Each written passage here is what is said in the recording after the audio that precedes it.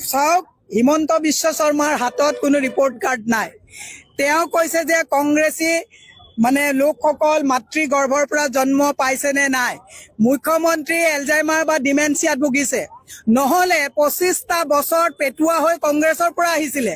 তেওঁ সেই কংগ্ৰেছক যদি মাতৃগৰ্ভৰ পৰা জন্ম নাই হোৱা বুলি কয়, সেই প্ৰশ্নটো তেওঁলে প্ৰথমতে যায়। 25 বছৰ কংগ্ৰেছত অহাৰ পিছতহে বিজেপিত তেওঁ আজি 9 বছৰ হৈছে যোৱা।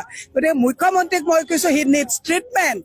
যদি তেওঁ আমাক মাতৃগৰ্ভৰ পৰা জন্ম নাই হোৱা বুলি কৈছে, তেতিয়াহ'লে তেওঁক আমি মাফ কৰি দিব লাগিব। তেওঁ শাৰীৰিকভাৱে অসুস্থ, কাৰণ কোনো শাৰীৰিকভাৱে বা মানসিকভাৱে সুস্থ মানুহে মাতৃগৰ্ভৰ পৰা জন্ম হৈছে নে নাই এনেকুৱা নিকৃষ্টতম কথা মুখ্যমন্ত্ৰীৰ মুখত শুভা নাপায়।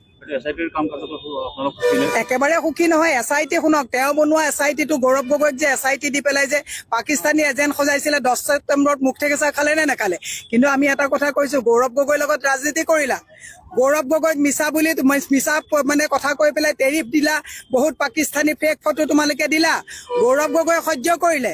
কংগ্ৰেছী শিষ্টাচাৰ ৰাখি পেলাই আমি সহ্য কৰিলো। জুবিন গাৰ্গৰ ক্ষেত্ৰত যদি SIT মেনিপুলেট কৰিবলৈ যোৱা, অসমৰ লক্ষ লক্ষ মানুহে সুধাই এৰিব নেকি? মই কৈছো যে আপুনি মুখ্যমন্ত্ৰী মৰা দিনালৈকে হৈ থাকক, তাত আমাৰ কোনো আপত্তি নাই। কিন্তু আপুনি যদি ভাবে মোৰ পুলিচ মোৰ SIT, এবাৰ অসমৰ ৰাইজে দেখাই দিব SIT কাৰ পুলিচ কাৰ।